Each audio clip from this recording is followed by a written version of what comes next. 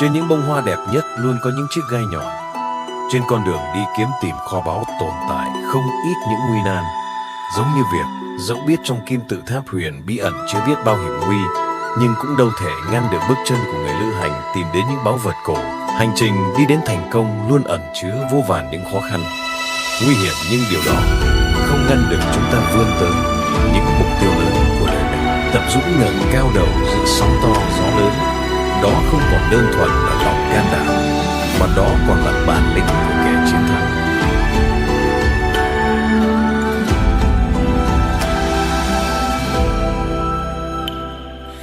如夜间微亮，繁花落地成霜。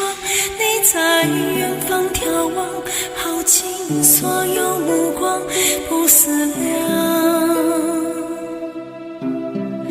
自难相忘。